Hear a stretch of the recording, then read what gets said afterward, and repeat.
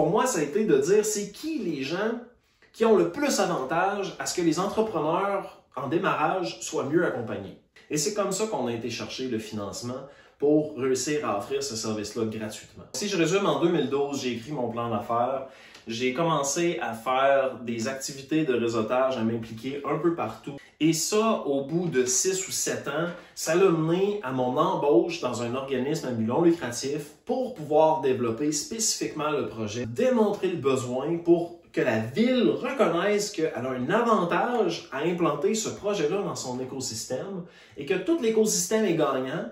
Et pour ce faire, j'ai été connecté individuellement avec tous les organismes de l'écosystème, que ces gens-là me réfèrent des clients quand ils tombent sur des cas où ils disent « c'est Carl-André qui peut les aider ». Et à partir de là, de réussir à démontrer le besoin, de voir qu'un peu partout, il y a des questions non répondues et qu'on devrait financer ce service-là et que c'est bon pour l'activité économique de la ville. Et c'est comme ça qu'on a été chercher le financement pour réussir à offrir ce service-là gratuitement. Qu'est-ce que font les gens qui ont du succès? Les gens qui m'inspirent le plus, les gens qui sont les meilleurs dans ce qu'ils font, les gens qui ont des belles idées, qui ont beaucoup de choses en tête, mais c'est tout mélangé comme une grosse pelote de laine, que c'est de réussir à tirer le fil. Puis une fois qu'on a tiré le fil, c'est de la tisser pour faire une belle toile. Puis là, on arrive avec quelque chose d'intéressant.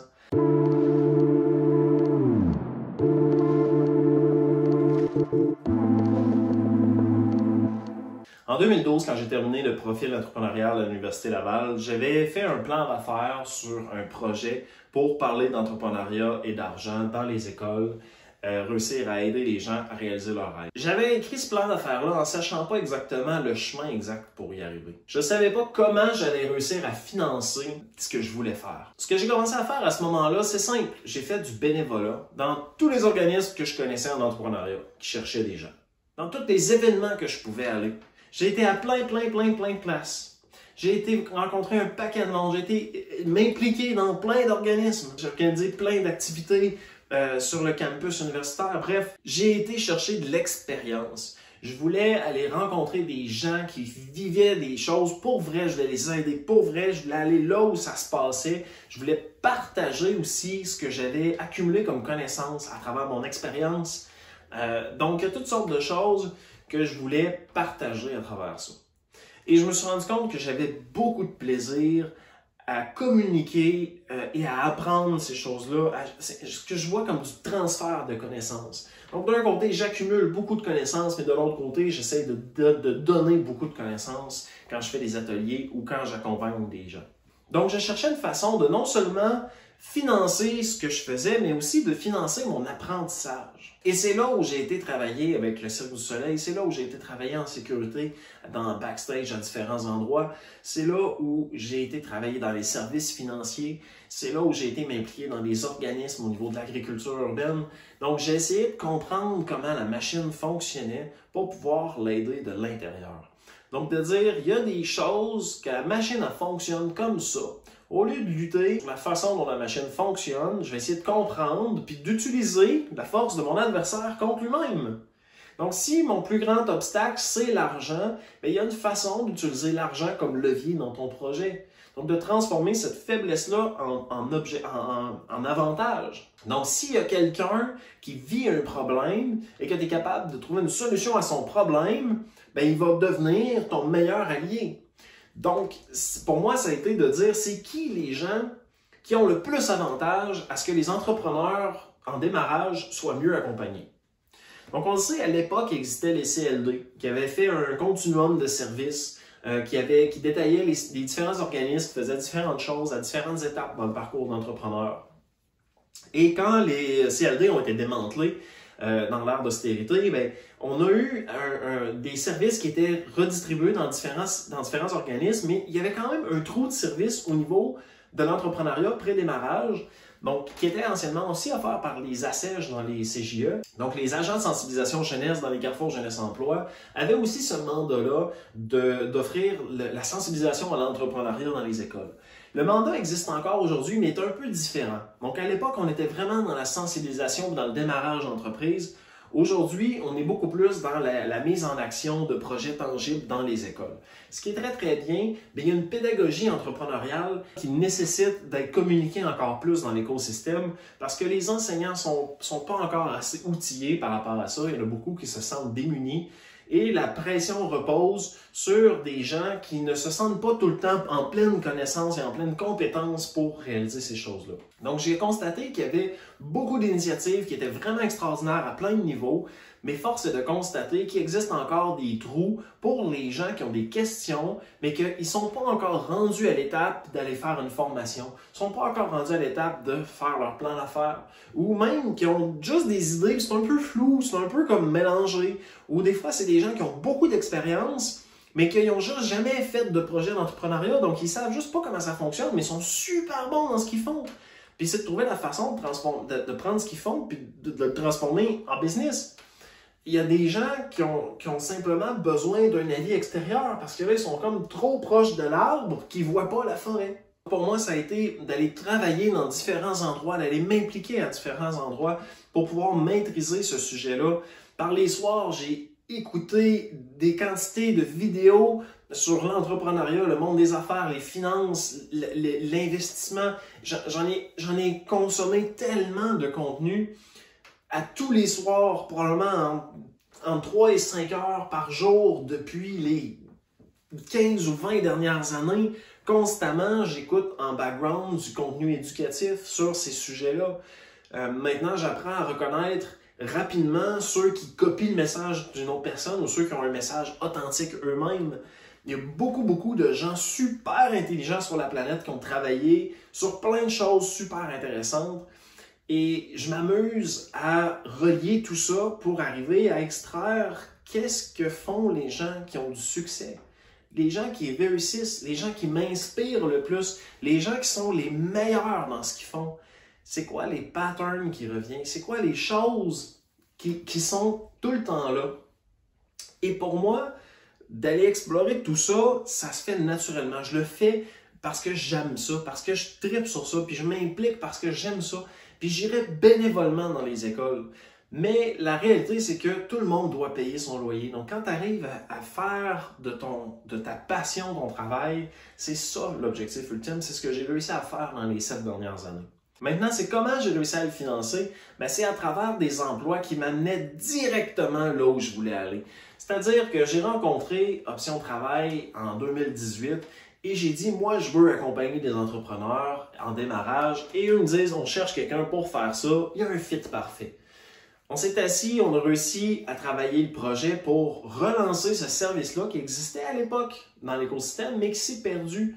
Et de tout simplement communiquer à tous les organismes qui accompagnent les entrepreneurs de proche ou de loin, à savoir s'ils rencontrent des gens qui sont un peu perdus dans l'écosystème, des gens pour lesquels on ne sait pas quelles ressources peut les aider, puis des fois qui ont besoin de travail en amont avant d'aller profiter des services de cet organisme-là. Donc, tout le monde est unanime de dire, ben oui, il y a des gens qui m'appellent de temps en temps, puis que je peux pas les aider. Parce que, parce qu'ils sont pas prêts pour mes services, ou il y a des choses que je sais pas trop qui peut les aider.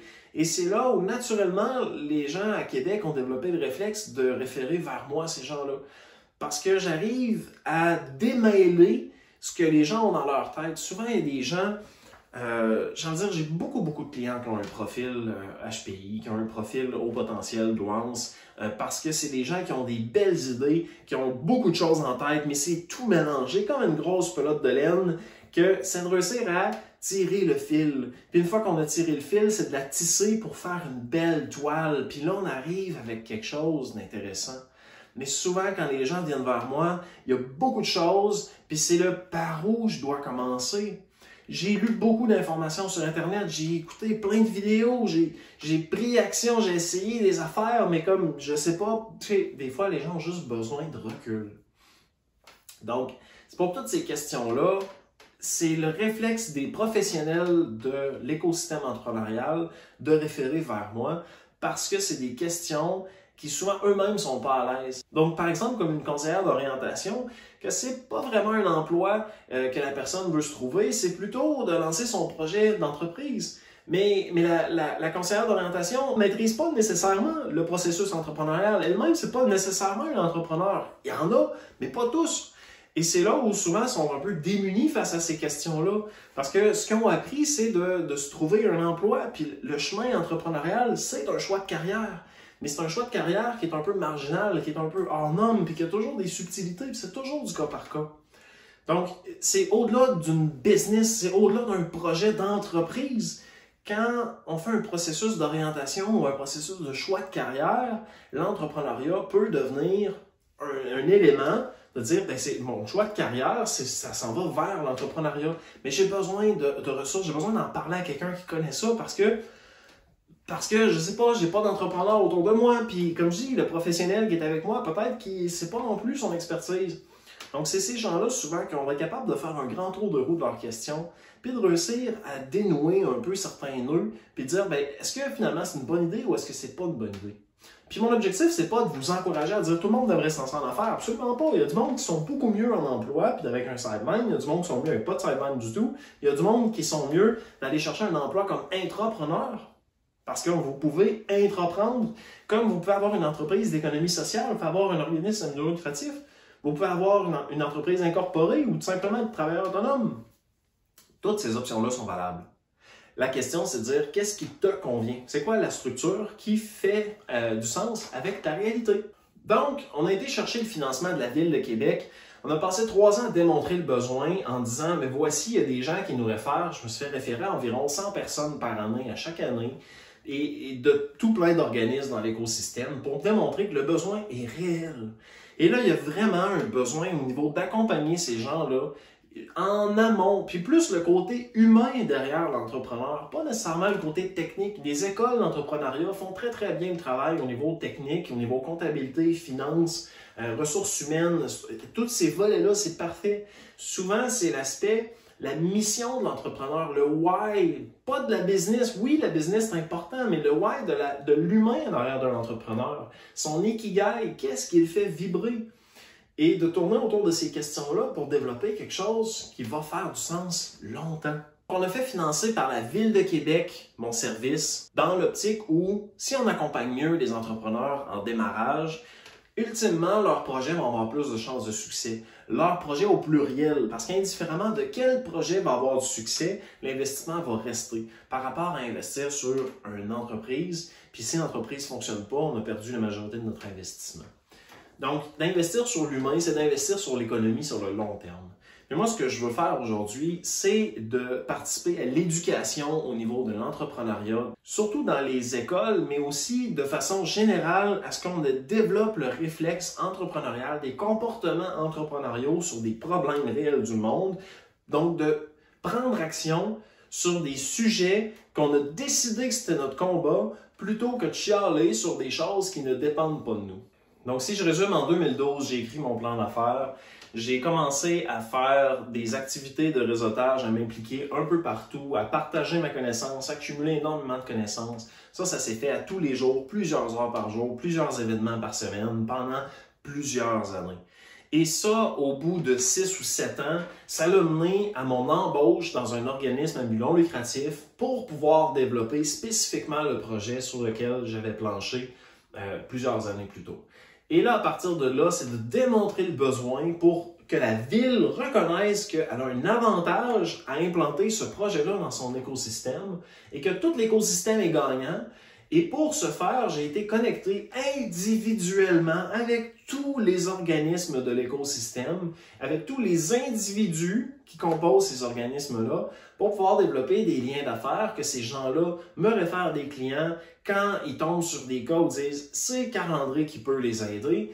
Et à partir de là, de réussir à démontrer le besoin, de voir que un peu partout, il y a des questions non répondues et qu'on devrait financer ce service-là et que c'est bon pour l'activité économique de la ville. Et c'est comme ça qu'on a été chercher le financement pour réussir à offrir ce service-là gratuitement.